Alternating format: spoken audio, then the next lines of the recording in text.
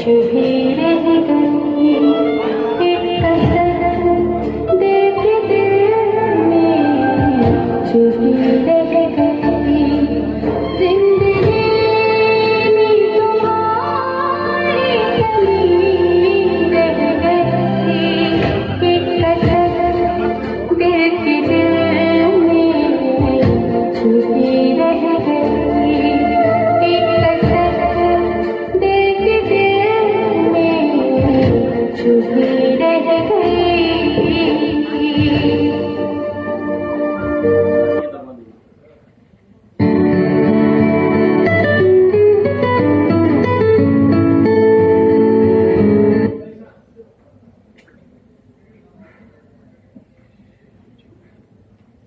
आज 15 दिन हो गए लेकिन उनका फोन नहीं आया।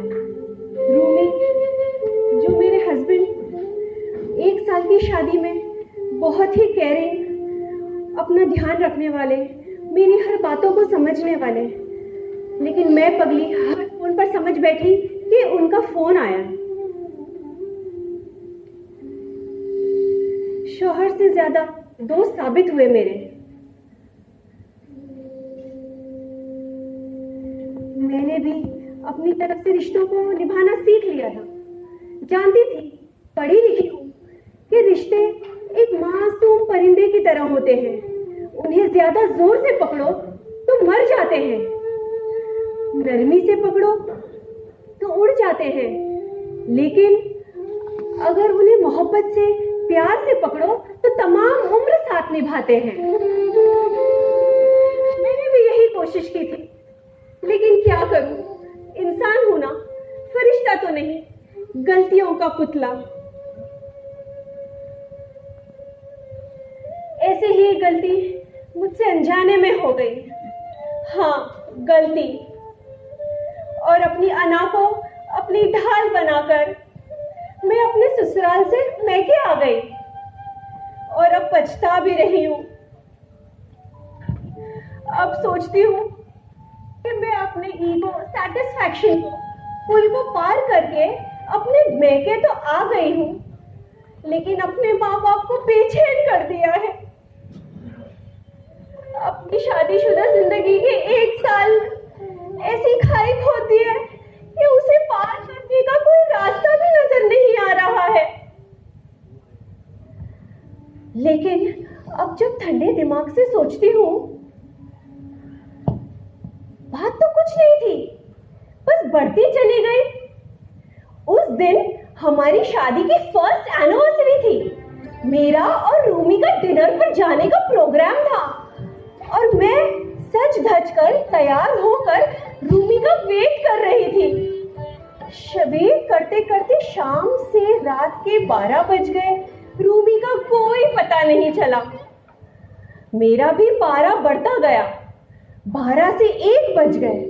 जब रूमी घर पर आए 1 बजे रात को, तो बजाय सॉरी फील करने के मुझ पर बरस पड़े। अंजुम, तुमने मेरे माँ बाप को भूखा क्यों रखा? क्या उन्हें खाना नहीं दे सकती थी? यही तमीज सीख कर आई हो तुम्हारे माँ बाप के घर से। मैं तो गुस्से में थी।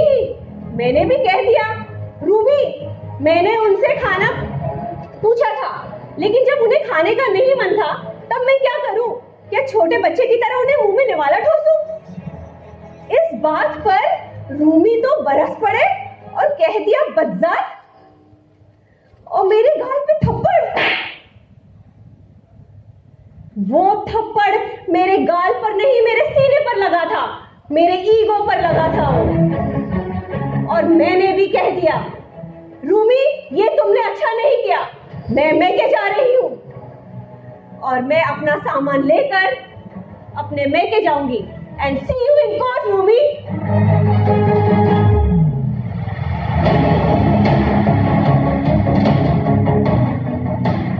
क्यों ना कहती, आप ही बताइए, बताइए। पढ़ी लिखी हूं, आजकल की सोच रखने वाली हूं, नए जमाने की सोच रखने वाली हूं। बोलिए। सिखाया गया है कि मर्द और औरत बराबर के हैं।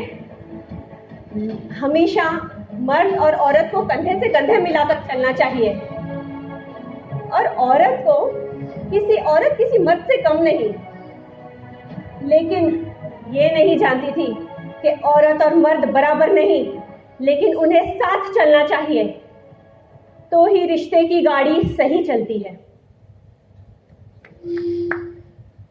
फिर तो क्या था, मैके आते ही मेरी अम्मी ने तो एक थप्पड़ को बॉम्ब जितना बड़ा धमाका बना दिया और फौरन ही कह दिया, मेरी बेटी उन जाहिलों के घर नहीं जाएगी, पढ़ी लिखी है, जमाने की नई सोच रखती है। हाँ, अब्बा ने तो जानने की कोशिश की कि नहीं चलो पूछ लेते हैं माजरा क्या है, जरा रोमी से हम बात तो कर लें। अरे रे रे रे, बट अम्मी ने तो कहकर ही साफ ना बोल दिया, यही बात खत्म कर दी कि क्यों, हम हाथ उठाना तो बुज़दिलों की निशानी है, बात जो भी हो ये मर्दों की निशानी नहीं है। हाथ कैसे उठा दिया उसने मेरी बच्ची पर। मैं जो अब तक अपने फैसले पर एक पेंडुलम की तरह इधर से उधर सोच रही थी, घूम रही थी, इस बात पर एकदम जब अम्मी ने सपोर्ट दिया तो मैं पक्का मेरे मजबूत कर लिया कि हाँ शायद मैं ही सही हूँ जो अम्मी ने मुझे सपोर्ट किया है। वरना जो छोटी छोटी बातों के लिए मुझे रोकती थी, चिल्लाती थी, आज इतने बड़े फैसले में अगर मेरा साथ दिया मतलब मैं ही सही हूँ। लेकिन रात के अंधेरे में जब मैं अपने रूमी के बारे में सोचती, आसमान में देखती, उसका चेहरा बनाती, अच्छे पलों को याद करती, भीगी भीगी छतों की तरह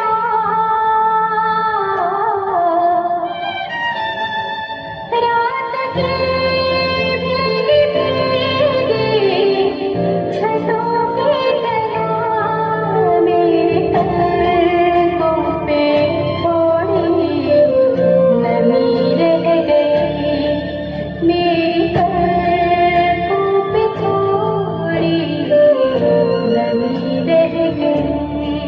जिंदगी में तुम्हारी कमी रह गई, एक कसम दिल के दिल में छुपी रह गई।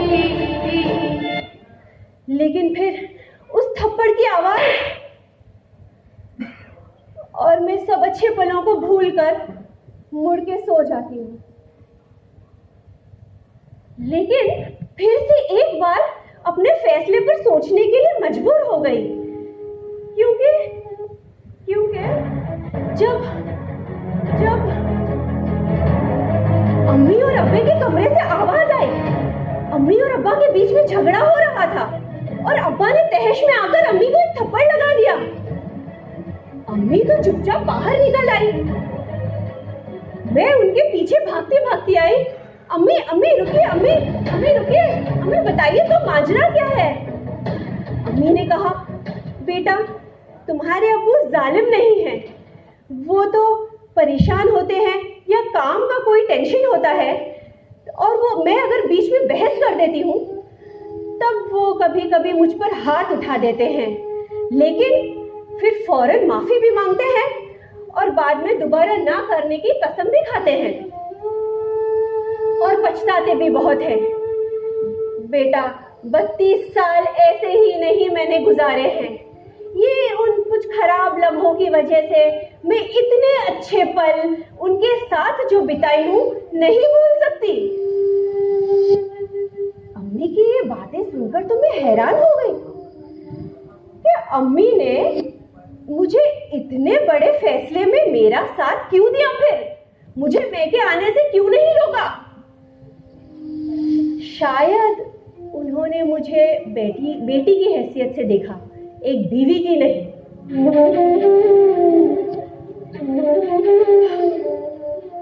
लेकिन फिर भी मुझे आज तक मेरे अम्मी और अब्बू एक आइडल कपल ही लगते हैं, जो एक दूसरे का ध्यान देते हैं, एक दूसरे में प्यार करते हैं एक दूसरे से और हर छोटी मोटी बातों को अच्छे से निभाते हैं, बिल्कुल मेरे रोमी की तरह।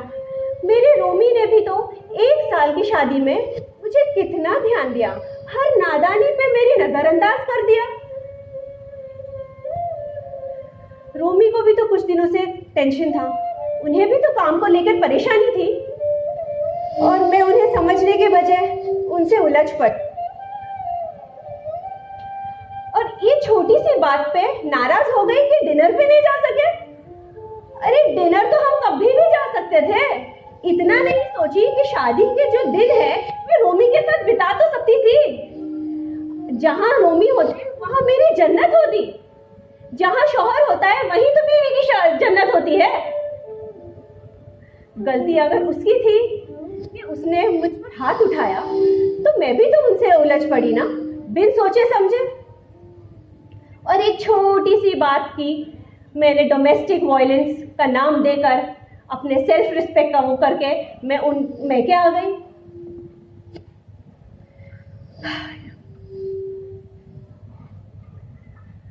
अब मैं एक फैसला करूंगी और उसमें आपको मेरा साथ देना पड़ेगा। कहिए, देंगे ना? कुछ कह गए, कुछ सह गए, कुछ कहते कहते रह गए, मैं सही तुम गलत के चक्कर में कितने रिश्ते दह गए।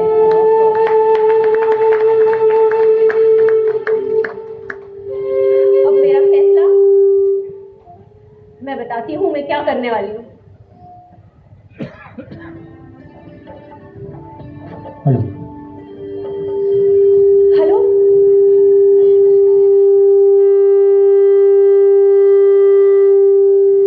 हेलो, हेलो रोमी। हेलो। हाँ अंजू, बोलो। रोमी, आई एम सॉरी रोमी। किस बात की? रोमी प्लीज, आई एम सॉरी। मैं उस दिन अपनी अना को अपनी ढाल बनाकर अपने ईगो के साथ मैं अपने मैके आ गई।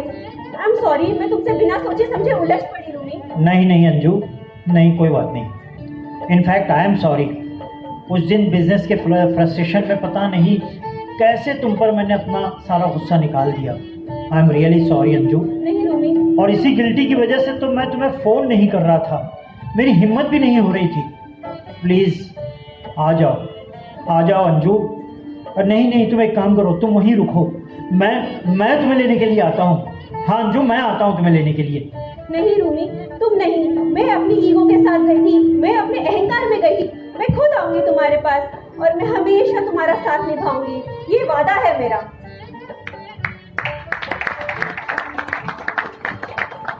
ईगो और अहम। अम्मी, ओ अम्मी, मैं जा रही हूँ अपने रोमी के पास। क्यों? कहिए सब लोग, सही किया ना मैंने?